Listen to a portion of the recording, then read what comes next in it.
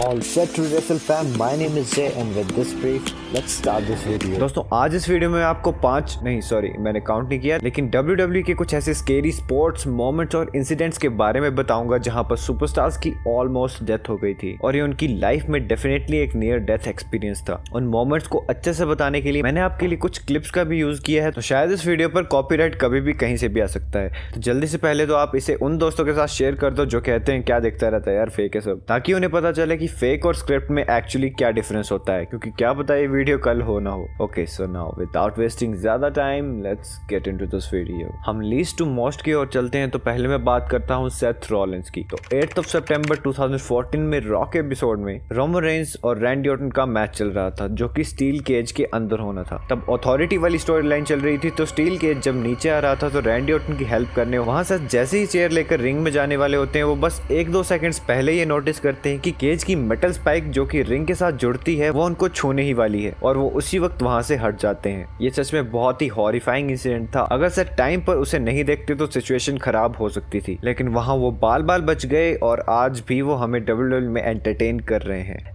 Next thing की मैं बात करता हूं जो कि the beast incarnate Brock Lesnar के साथ हुई थी। तो ये बात है रेसलमेनिया 19 की। इस साल 37 हुई, मतलब 17-18 साल पहले की, जब ब्रॉक का मैच चल रहा था कर्ट एंगल के अगेंस्ट। और मैच में एक स्पॉट आता है जिसमें ब्रॉक लेसनर टॉप रॉप से कर्ट एंगल पर शूटिंग स्टार प्रेस हिट करते हैं। जी हाँ दोस्तों, ब्रॉक लेसनर हिट करते हैं। हम सब जानते हैं कि इस तरह के moves light weight high flights के लिए बने होते हैं और वहां ब्रॉक जैसे हैवीवेट ने इस मूव को परफॉर्म करके सबको शॉक कर दिया था। खैर आगे जो हुआ उस वजह से इस मूव को बाद में WWE में बैन कर दिया गया था। इसी तरह के कुछ और डेंजरस मूव्स WWE में बैन किए जा चुके हैं। अगर आप जानना चाहते हो कि कौन से वो मूव्स हैं और WWE ने उन्हें बैन क्यों किया, तो उस पर मैंने पहले एक डेडिकेटेड वीडियो बनाई हुई है। ऊपर दिए गए आई बटन से आप उस वीडियो को देख सकते हो। और अब मैं कंटिन्यू करता हूँ कि आगे क्या हुआ था। ब्रॉक ने मूव तो परफॉर्म कर दिया, लेकिन गलती भी यही हुई, क्योंकि जैसे ही वो इस मूव को परफॉर्म करते हैं वो सीधा अपनी नेक के बल पर रिंग में जाकर गिरते हैं। पर किसी तरह उन्होंने इस डेंजरस मोमेंट को सरवाइव किया। देखने में ये बहुत ही डरा देने वाला स्पॉट था। इवन कर्ट एंगल जो उनके ओपोनेंट थे, उन्होंने भी अपने इंटरव्यू में रिसेंटली उस मैच के बारे में बात की थी और बताया था कि उन्हें इस टाइम पर लगा था कि ब्रॉक पैरालाइज हो गए हैं, अब उन्हें इस मैच को जीतना ही पड़ेगा। ब्रॉक उन्हें F5 नहीं लगा पाएंगे क्योंकि ब्रॉक बिल्कुल रिस्पॉन्ड नहीं कर रहे थे। लेकिन thankfully Brock survived and today there is no one like him, he is still the beast. और इस मैच के बारे में एक और भी बहुत ही अच्छा फन फैक्ट है जो कि मैंने अपनी रेसलमेनिया फन फैक्ट्स वाली वीडियो में बताया हुआ है, जिसमें कि मैंने इसके साथ साथ 10 और रेसलमेनिया के फन फैक्ट्स के बारे में बताया है। उसे देखने के लिए भी आपको ऊपर आ रहे आई बटन पर क्लिक करना है, या फिर मैंने WWE बैंड मूव्स और फन फैक्ट्स दोनों ही वीडियोस का लिंक नीचे डिस्क्रिप्शन बॉक्स में दिया है। तो इस वीडियो के खत्म होने के बाद भी आप उन दोनों वीडियोस को देख सकते हो। ओके सो अगला इंसिडेंट है 1998 का, जब बिग शो केविन नैश के साथ WCW के एक शो को हेडलाइन कर रहे थे। और ये मैच एक बहुत ही बड़े और स्केरी बॉच के साथ खत्म होता है जब केविन नैश बिग शो पर अपना जैक नाइफ पावर बॉम्ब लगाते हैं। लेकिन अनफॉर्चुनेटली उनका बैलेंस बिगड़ता है, जिसकी वजह से उस टाइम पर 400 पाउंड के बिग शो अपनी नेक के बल पर रिंग में गिर जाते हैं, जो कि उनके कैरियर और लाइफ दोनों को सेट कर सकता था। लेकिन थैंकफुली ही सर्वाइव्ड दैट और करंटली वो पॉल वाइट के नाम से AEW कंपनी में काम कर रहे हैं। नेक्स्ट इंसिडेंट के बारे में आपको डेफिनेटली पता होगा, जो कि किंग ऑफ द रिंग 1998 में हुआ था, जब मैच चल रहा था the Undertaker versus Mick Foley के बीच। और इस मैच में एक नहीं बल्कि 2 स्पोर्ट्स ऐसे आए जिसमें मिक फॉली ने नियरली अपनी जान गंवा दी थी।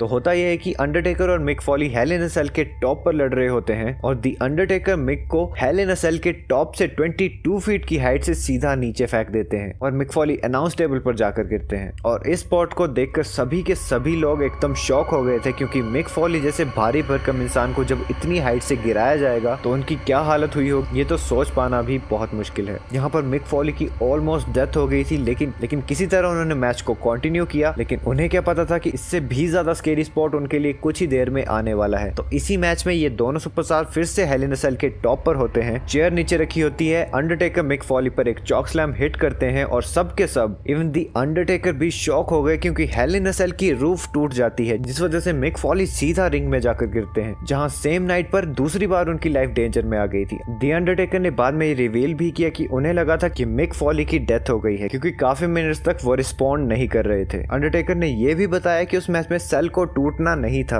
और कहा कि चॉक स्लैम लगाने से पहले वो एक पैनल पीछे आ गए थे और अगर उन्होंने ऐसा नहीं किया होता तो दोनों ही सुपरस्टार्स के लिए बहुत ही वर्स आउटकम होती। खैर मिक फॉली उस मैच में किसी तरह उठे और मैच को फिनिश किया और आज भी WWE लेजेंड के रूप में हमें वो कई बार WWE टेलीविजन पर देखने को मिलते रहते हैं। नेक्स्ट इंसिडेंट रिसेंट टाइम्स का है जो कि 2015 में रॉ के एपिसोड में हुआ था, जब मैच चल रहा था टाइसन किड और समोआ जो के बीच, और मैच के एंडिंग मोमेंट्स में समोआ जो टाइसन किड पर मसल बस्टर हिट करते हैं, जिस वजह से टाइसन किड को बहुत स्केरी स्पाइनल कॉर्ड इंजरी हुई, जिससे अल्टीमेटली उनका कैरियर खत्म हो गया। उन्होंने बाद में ये भी बताया कि इस तरह की इंजरी से सिर्फ 5% लोग ही सर्वाइव कर पाते हैं। उनकी नेक में 16 स्टेपल्स, 4 स्क्रूज और एक रॉड इंसर्टेड है, और आज के टाइम पर वो WWE में backstage as a producer काम करते हैं। नेक्स्ट इंसिडेंट हम सबके favourite WWE super stone cold Steve Austin के साथ 1997 में समरस्लैम इवेंट में हुआ था, जब उनका मैच ओवन हार्ट के साथ चल रहा था। अगर आपको नहीं पता कि ओवन हार्ट कौन थे, तो मैं आपको बता दूं कि वो ब्रेट हार्ट के भाई थे, और उनकी रिंग में इस इंसिडेंट के 2 साल बाद डेथ हो गई थी। अगर आप उस बारे में डिटेल में जानना चाहते हो तो मैंने अपनी उस वीडियो का लिंक भी नीचे डिस्क्रिप्शन बॉक्स में दिया हुआ है। तो इस मैच में एक स्पॉट आता है जब ओवन हार्ट स्टोन कोल्ड पर पाइल ड्राइवर मूव हिट करते हैं, जिसके चलते स्टीव ऑस्टिन थोड़ी देर के लिए रिंग में पैरालाइज हो गए थे, और वो बहुत लकी रहे कि उन्होंने इसे सर्वाइव किया, और इसी नेक इंजरी के चलते उन्हें WWE से रिटायर भी होना पड़ा था। करंटली हम उन्हें उनके ब्रोकन स्कल सेशन शो पर देखते रहते हैं, और WWE के लेजेंडरी शोज पर भी हमें उनकी अपीयरेंस देखने को मिलती है, लेकिन जब भी वो आते हैं हमेशा बहुत ही एनर्जी और पॉजिटिव वाइब्स के साथ आते हैं। और अब वो लास्ट इंसिडेंट जो कि किसी मैच में नहीं हुआ, लेकिन WWE के शो रॉ के दौरान ही हुआ था, और डेट थी 10 सितंबर 2012,